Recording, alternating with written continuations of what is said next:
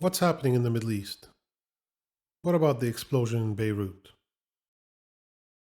Was it an accident? Or is it part of a bigger plan? Was it deliberate? If so, why? Who benefits from it? These are the questions many of us are trying to figure out and answer. What you'll hear next is my personal analysis of the situation that I believe is a function of a series of events that occurred in the past decade. I believe they are all intertwined, leading up to today. I believe that the next few weeks and months are critical. They are the culmination of years of planning, and now is the time for execution, where results will be clear in the near future. Many of you might not like my analysis or my conclusions. It is only an analysis based on data available to anyone. I just connected the dots. There's a 50-50 chance that my analysis is correct, in part or in full. Just like there's a possibility that I'm completely wrong in my assessment. But I truly believe that if I'm wrong, the alternative to my assumptions and conclusion would be disastrous. Let's start in 2012, where a very important discovery was made in the Mediterranean Sea, right off the coast of Lebanon, Israel, and Cyprus. Large wells of oil and natural gas, estimated to contain as much as 96 trillion square feet of natural gas and 865 million barrels of oil, conservatively valued at over $550 billion, potentially trillions of dollars. Of course, Cyprus and Israel already started their explorations, whereas Lebanon has been delayed for many reasons, like agreeing to split the pie among corrupt politicians at the expense of the people, a common and expected practice. So after splitting the waters into 10 blocks and completing their internal dirty negotiations, they later on issued an RFP and awarded 2 blocks to the French oil conglomerate Total and 2 of its partners, one of them being Russian. Based on geological studies, there are blocks like Block 4 and Block 9 that are expected to be much more profitable. Block 9 happens to be right on the border with Israel. And the delineation of international waters between Israel and Lebanon has been in dispute with the United Nations for years. 330 square miles to be exact are currently in dispute, while the United States is mediating between the two countries. So Lebanon was planning to start explorations in Block 9 before the end of this year. Experts say that generally it takes approximately 7 to 8 years between the day you discover offshore oil and gas and the day you start seeing positive revenue. Remember, the discovery was made in 2012, 8 years ago.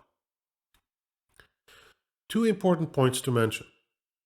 First, the transportation of crude oil and natural gas requires special port facilities with special terminals, basically a new port.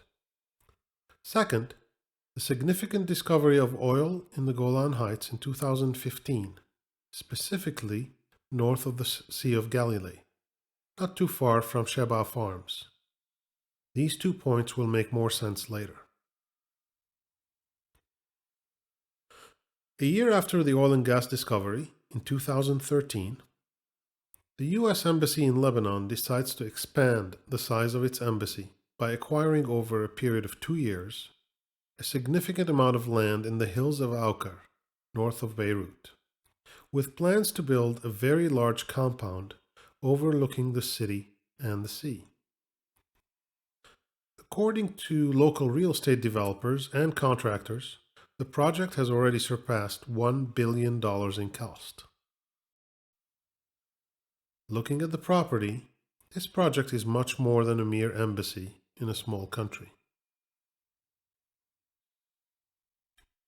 2013 as well, a ship named Rosus leaves Georgia, not the US Georgia, but the one in the former Soviet Union, carrying 2,750 tons of ammonium nitrate.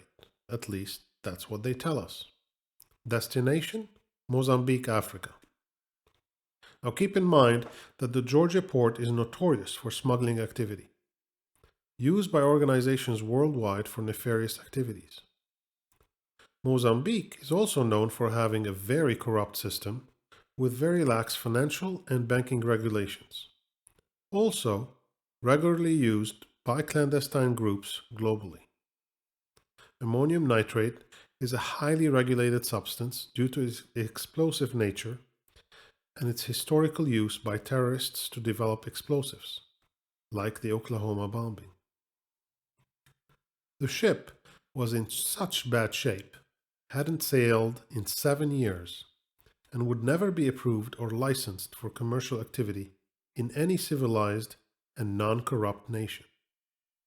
But somehow, it was approved, licensed, and registered in Moldova just before this trip. On its way to Mozambique, it supposedly encounters problems and is somehow rerouted to dock at the Beirut port. Look at a map. Technically, the ship should go on the other side of Cyprus, or dock in Cyprus, Turkey, Syria, or Egypt, with many ports on its way. But no, they chose Beirut. Somewhere along the way, there was infighting on the ship, and the captain and crew were changed. Arriving in Beirut, they were asked to pay regular docking fees. But the ship's owner, a Russian living in Cyprus, refuses to wire the money, saying he doesn't have it. He abandons his ship and its crew. Lebanese authorities then seize the ship and hold the crew hostage until payment is made. But no payment was ever made, and the crew was eventually released. The ship was so damaged, in 2014, Lebanese authorities unloaded the 2,750 tons of ammonium nitrate and stored them in a port warehouse in Port Terminal 12, later on letting the ship sink. Note that Mozambique authorities reviewed their files a couple weeks ago and are providing conflicting information, one confirming the cargo shipment, while another denying the expectation of any shipment of ammonium nitrate in 2013 on a ship named Rosus. Next, we'll talk about Hezbollah, considered a terrorist organization by most of the Western world. Supposedly, they are the resistance, Allah's resistance, based in Lebanon to protect it from its southern enemy, Israel. Hezbollah claims that they will remain until all the Lebanese occupied territories have been freed. They mean the occupation of a small village area called Sheba Farms, disputed at different times depending on the political mood of the day, as being Lebanese territory, Syrian territory, or Israeli territory. Supposedly, this village gives Hezbollah a reason to exist, along with other reasons they claim, like any Sunni fundamentalist group such as ISIS, would be considered their sworn enemy as well. Hezbollah, a bad actor in the region, acting as Iran's proxy, doing Iran's dirty work in the region, fighting in Syria along with the Syrian government, in Oman with the Houthis, and in Iraq, among other places. Remember that Syria is Iran's ally. Remember that the Obama administration signed the Iran nuclear deal, easing sanctions on Iran. When President Obama drew a line in the sand during the Syrian conflict, Assad's regime completely ignored it. He gassed his own people, and we did nothing about it, just to protect and not jeopardize the Iran nuclear deal. Meanwhile, Hezbollah is fighting in Syria, fighting ISIS, and killing Syrians for the Syrian regime. And Oman and Iraq, what happened to their sworn enemy of Israel? What about Sheba Farms? Supposedly their only raison d'etre. Moving to October 2016, Aoun is elected president of Lebanon. Circumstantial information for now, but becomes relevant later. More importantly, a few days later, Trump is elected president. He immediately scraps the Iran nuclear deal, as he had promised, asking Europeans to do the same. He eradicates ISIS, a Hezbollah enemy, and one of the reasons for them to exist. He reinstates economic sanctions against Iran. Iran's economy, which was booming, is now collapsing as a result of the embargo. Not allowed to export oil or import goods. Iran is weakened and can no longer support Hezbollah financially. Trump's administration is slowly breaking Iran. Next step, weaken Iran's most powerful ally and proxy, Hezbollah.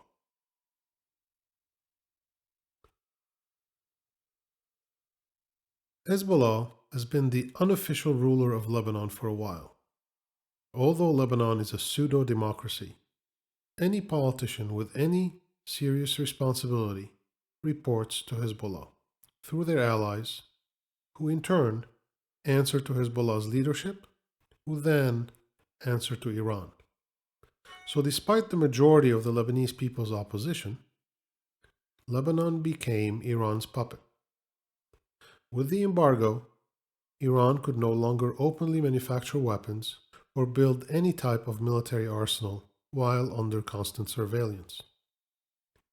So Iran starts using their allies to smuggle weaponry, manufacturing explosives and weapons in Syria and in Lebanon. In the meantime, the Lebanese economy is under siege after 30 years of corruption and mismanagement by all political parties, without exception, in collusion with the central bank and the banking system as a whole. Lebanon is bankrupt.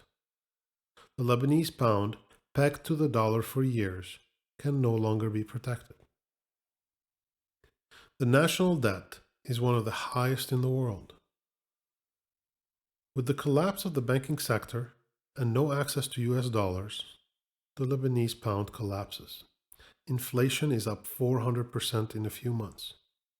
US dollars commonly used in Lebanon as regular currency are nowhere to be found. Mysteriously disappeared, forcing people to use a devalued, worthless currency.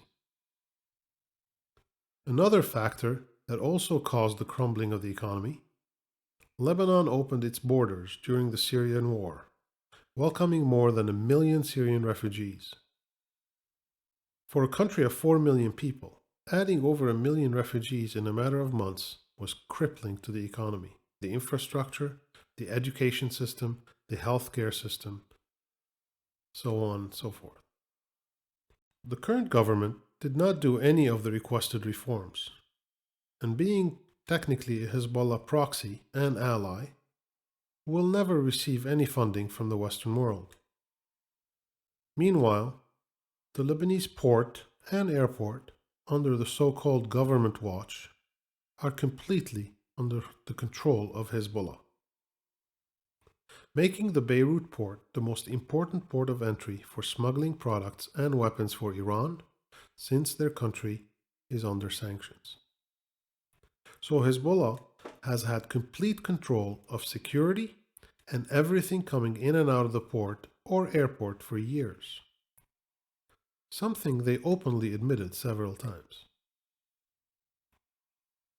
A very important factor to note: Lebanon has also taken on hundreds of thousands of Palestinian refugees in 1948 when they were kicked out of Palestine for the creation of the State of Israel.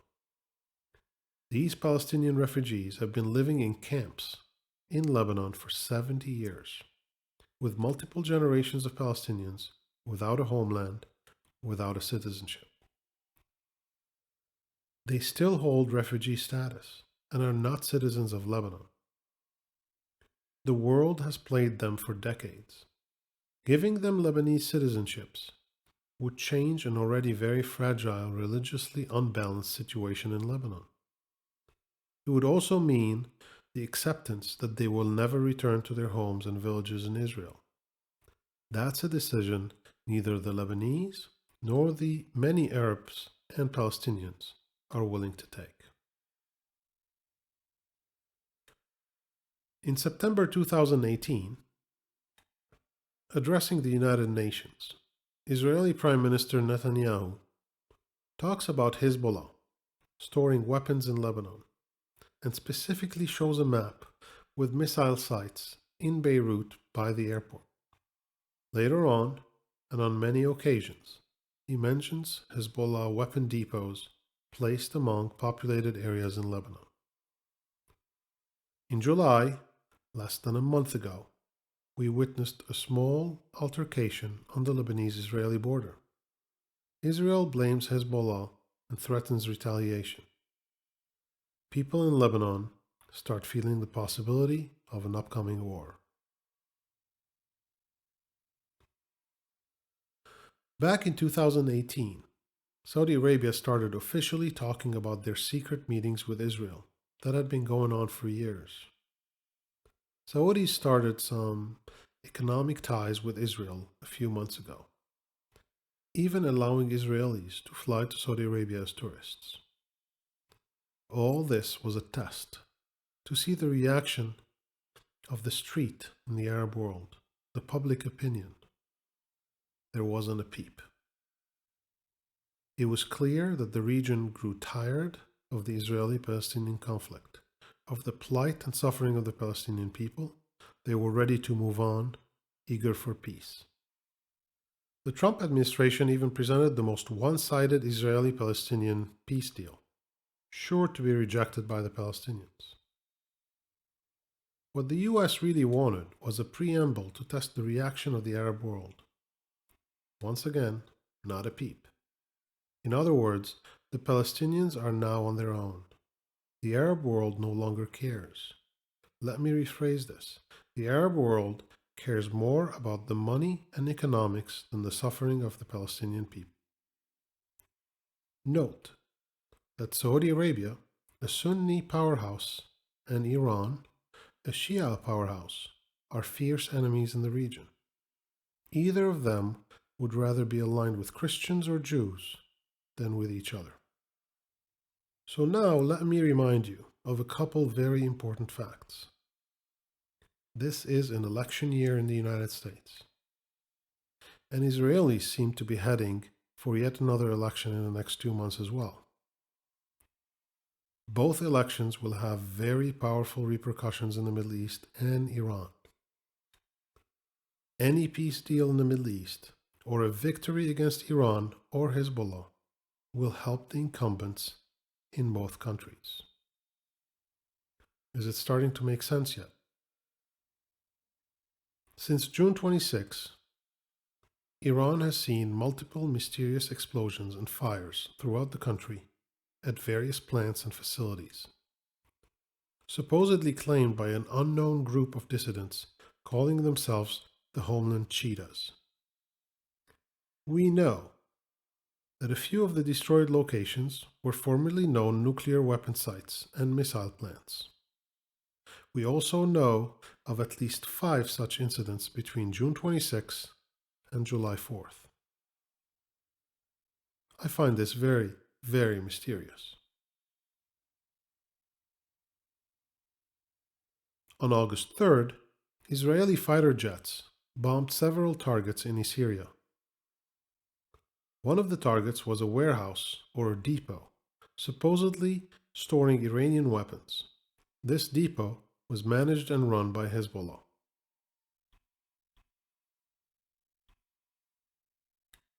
The next day, on August 4th, the world witnesses the devastating explosion in Beirut, the third largest explosion in history after Nagasaki and Hiroshima.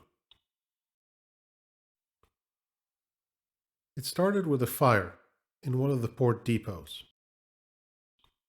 followed by an explosion, then followed by an even larger explosion. During the fire, and following the first explosion, people claimed to hear what sounded like fireworks. Very doubtful, yet very common in fires involving weapons depots. There were also claims of airplanes or drones, but they've been dismissed by multiple forces. Too many unknowns for such a devastating explosion that left over 170 casualties, over 6,000 people injured, and 300,000 people displaced, losing their homes. Immediately after the blast, destroying hospitals, wiping out food supply, and access to medical care, the world rallied to help. Emergency aid started coming from all over the world in different forms. Special crews sent to search the rubble for survivors. Medical equipment and supplies flown in. Food and basic needs delivered. Hundreds of planes landed in Beirut, coming from over 30 countries, providing much needed help. 2 days after the explosion, President Macron of France arrives in Beirut, claiming his visit is for the people of Lebanon.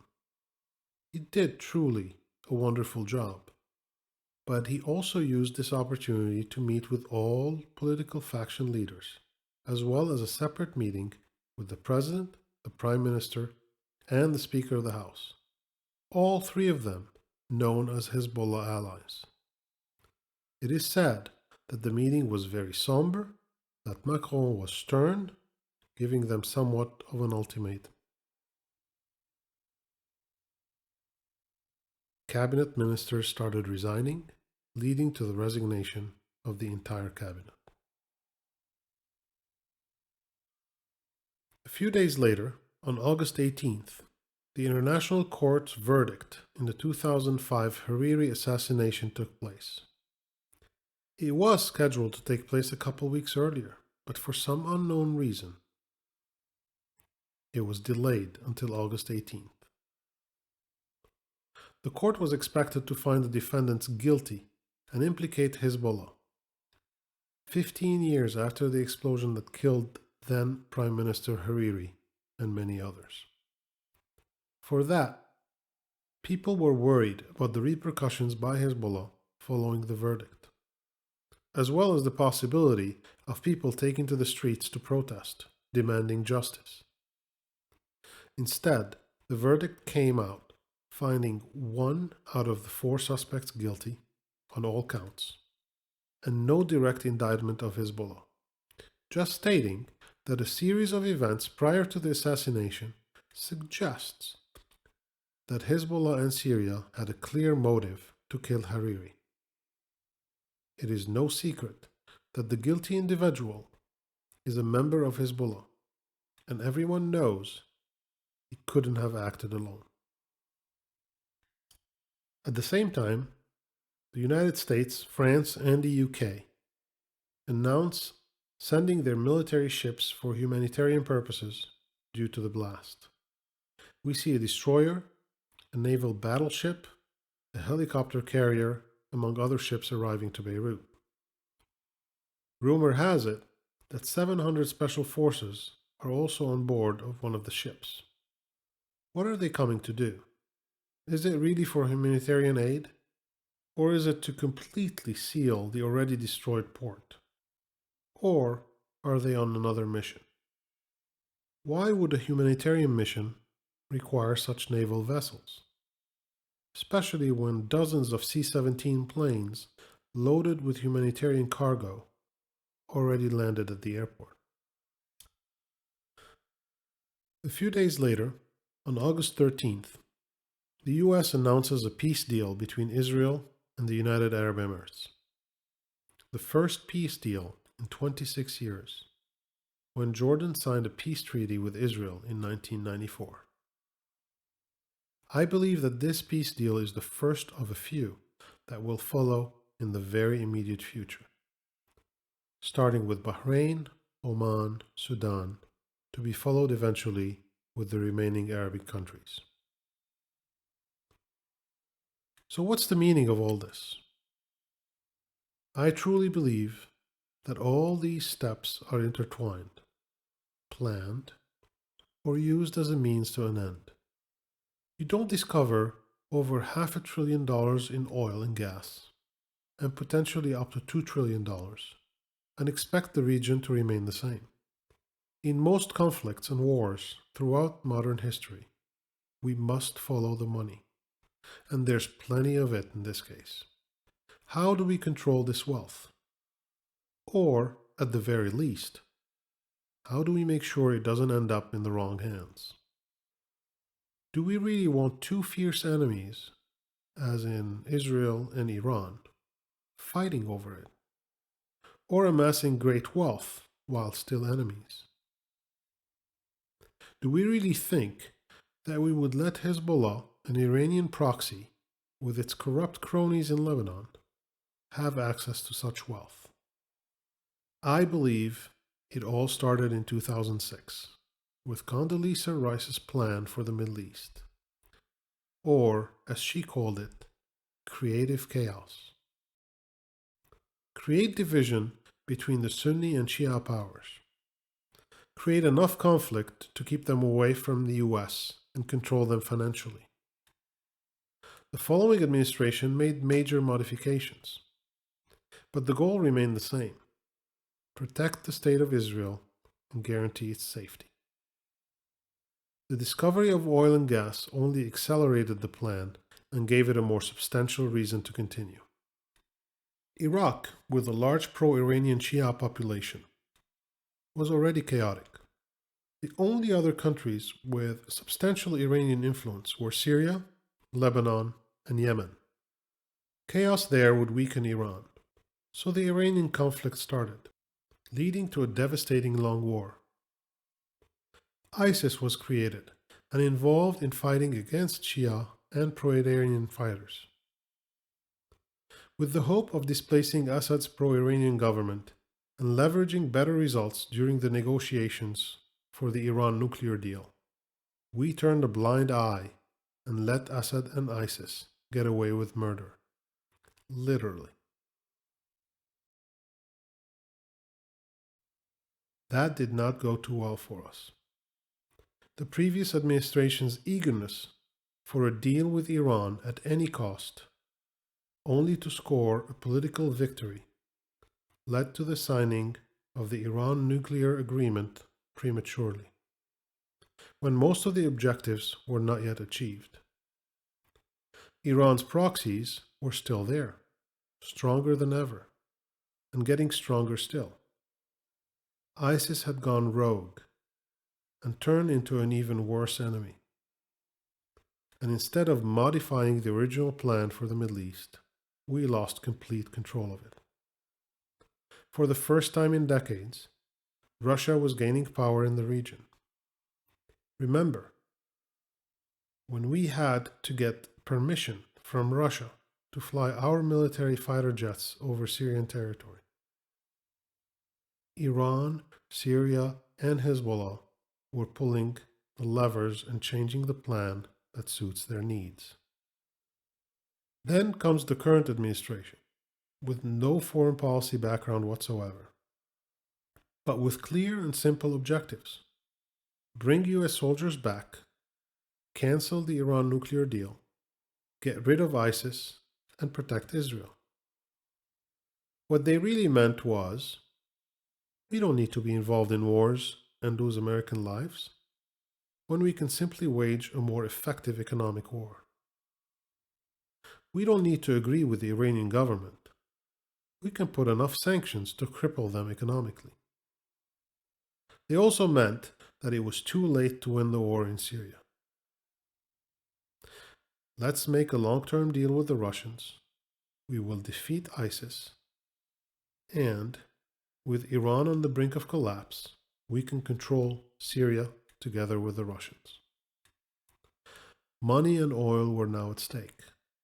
And for the first time, the United States and Russia had a joint interest in the region. Money. Is it any wonder that a Russian company is part of the first oil exploration groups in Lebanon, working closely with our French allies?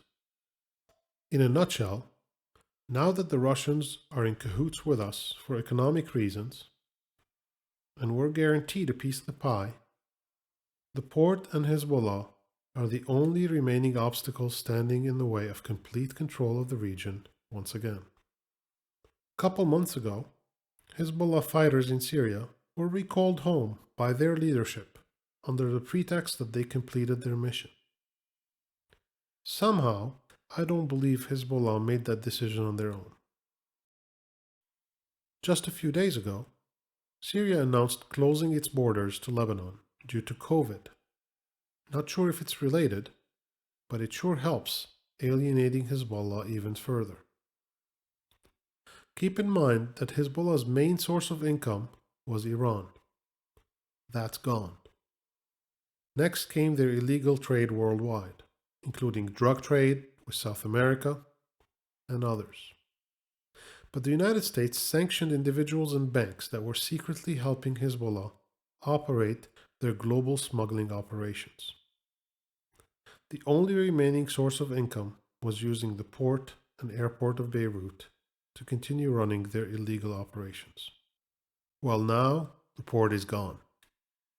Not only is it destroyed, but there are European and American Navy ships all over the place. I doubt they are there to just hang out. So what is Hezbollah to do? See, when you trap an animal in the corner with no way out, this animal will either lay down and give in, or it will bite you. We don't know what choice Hezbollah will make. Will the US come up with an honorable and acceptable solution for Hezbollah to lay down its arms and capitulate honorably? At least a make-believe solution to their followers. Or will the US push Hezbollah further in the corner? What will happen then? See, in the past, we thought that Sheba farms were kept by Israel as a bargaining chip. And by giving the Sheba farms back, Hezbollah will have no reason to exist any longer. They will claim victory in front of their followers, do a fake parade, and celebrate the liberation of the land from the enemy. They would lay down their arms and become a political party. Although that is still a possibility, now that Israel found oil in the Golan Heights, right on the edge of Sheba farms, I doubt Israel would agree to their withdrawal. Let's not forget about the killing of Qasim Suleimani, the most important commander in the Iranian military, responsible for managing the entire operation of Hezbollah in Lebanon and Syria, as well as all of Iran's proxies in Iraq and Yemen. His death further weakening Iranian military leadership internally and externally. With fewer bargaining chips remaining, and based on their speeches in the past 2 weeks, Hezbollah doesn't seem to be the animal willing to lay down. Instead, they seem to want to bite, which translates into a more decisive approach by the West. Another strategic attack or a war. A prominent Lebanese journalist and analyst said that the Beirut port explosion was the Nagasaki of Lebanon, that the Hiroshima did not yet happen. In other words, if Hezbollah does not capitulate now, they will have to capitulate soon. Another additional step the US and its allies will undertake will be alienating Hezbollah from its own allies. In the past, we've implemented financial and economic sanctions on individuals, banks, and institutions known to cooperate with Hezbollah. Now, I expect additional sanctions to be announced, targeting Hezbollah allies in Lebanon, such as government members and family members related to the president, with the simple goal of creating strife within the internal alliance between Hezbollah and one of the Christian parties representing the president. The goal is to let the Lebanese people understand that relief in Lebanon will only be possible when Hezbollah is on its knees and Iran has no bargaining chips left. That way, even the people will be more divided, asking for mercy and begging Hezbollah to accept its fate or blame Hezbollah for any additional escalations, as the majority of the population is currently blaming Hezbollah for the horrific explosion at the port, which is partially true. You see, many people in Lebanon and within the intelligence community worldwide knew that Hezbollah had warehouses at the port storing weapons, missile manufacturing parts, and warheads for themselves and for Iran. They also know of all their storage facilities and missile launching pads placed within civilian neighborhoods across the country. I believe that the original intent was to destroy the warehouse, just as was done the day before in Syria and 5 times in Iran in the preceding 3 weeks. I don't believe they ever expected the weapons depot, which was the first explosion, to expand and reach the ammonium nitrate warehouse and cause such a devastating explosion. Or if they knew of the ammonium nitrate, they did not expect it to create such a large explosion. But there is no doubt that the ammonium nitrate was placed there intentionally 6 years earlier for manufacturing explosives, and was not an accident caused by the mysterious ship story I shared with you earlier. So even if Israel planned the destruction of Hezbollah's weapons, as they admitted to doing in Syria the day before, why would Hezbollah store such illegal weapons at the port? And why would the current or previous Lebanese government allow the storage of ammonium nitrate in the city for 6 years, knowing that the port was unofficially controlled by Hezbollah? Bottom line, I simply don't believe there are any coincidences here, not even in the broader sense, going back to 2012. You don't decide to buy acres of land on a hilltop overlooking the Mediterranean in an expensive residential area, spending over $1 billion to build a mere embassy for a country smaller than the state of Connecticut, unless you have bigger political, economic, and military objectives. Coincidentally, right after the discovery of trillions in oil and gas. A decommissioned ship is somehow licensed after 7 years in Moldova, sailing from Georgia on its way to Mozambique, with a Russian owner living in Cyprus, changes its crew along the way, then encounters mechanical problems and is diverted in a port completely out of its way, refusing to pay docking fees and willing to lose precious cargo worth millions of dollars. This story does not add up and sounds like a well-designed plan. The key is, who is responsible for this well-orchestrated operation? Conflicts arise throughout the Middle East, clearly pitting Sunnis against Shia Iranian proxies, while Arabs are slowly negotiating their future peace with Israel, further weakening Iran. ISIS is destroyed. Qasim Suleimani is killed. Netanyahu shows evidence of Iranian and pro-Iranian missiles during his UN speech. Then explosions start in Iran, Syria, ending in Lebanon. Military ships arrive, unofficially creating a naval blockade under the pretext of help and aid. All prior to 2 critical elections in Israel and the US. I'm willing to accept some possibilities of coincidence, but there is no way that many factors are not linked. So what will happen next? Expect additional sanctions in the coming days. A new government in Lebanon will be formed in the next few days. If accepted by the West, it will show us the direction the US and Europe are willing to take. If this new government is still allied with Hezbollah, and the current Lebanese government, and the West accepts it, while the French president is visiting a second time in a few days, then we would know that Hezbollah is accepting the new terms of the West. Otherwise, it will show that Hezbollah is heading to bite, opening the way for devastating conflicts. New peace agreements with Israel will be announced, such as Bahrain, Sudan, Oman, and others, adding even more pressure on Hezbollah. I believe that there is only one viable option, and it might sound a bit far-fetched. Hezbollah gives in to Western pressure, immediately or after additional means of persuasion, such as sanctions, explosions, or war. Capitulates and joins the Lebanese army, becoming a mere political party, a very powerful party. For that, Lebanon is forced to rewrite its constitution, leading towards a more viable, non-religious, non-confessional system with stronger judicial reforms protecting the people. Lebanon will be forced to naturalize hundreds of thousands of Palestinian refugees, reshuffling the religious balance of power in the country, with a portion of Palestinians offered a home in other countries like Saudi Arabia, just to keep an acceptable balance between Sunnis and Shias, solving a 70-year-old problem for the Israelis.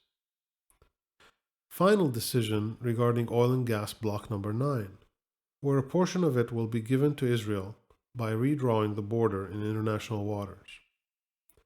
Shebaa Farms remains an unknown.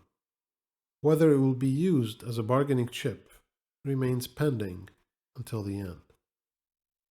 For that, Lebanon will then receive the financial aid they expected to get in order to get out of their collapsed economy, and most probably have their national debt forgiven or paid for through multiple economic means, including the prosperity generated from the newfound oil and gas.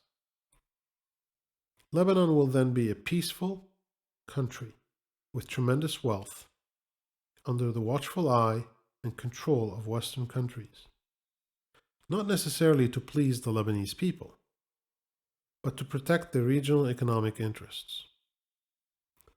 All the remaining peace agreements with Israel will follow. For many people, especially the Lebanese, what I'm saying might sound utopic and impossible, and it surely does. But take a minute, step back, and think of the alternative to what I'm predicting. I believe that the European and American Navy ships off the Lebanese shore are there to ensure that the alternative does not happen, that things don't get out of hand, that Hezbollah makes the right decision, because the alternative would be disastrous to Lebanon and the region, leading to complete chaos, possibly a long drawn-out war, the complete destruction of whatever is left of the Lebanese economy, then migration of a very large portion of the Lebanese population, settling as refugees or immigrants around the world, leaving complete control to Hezbollah and Iran, and changing the face of an entire nation.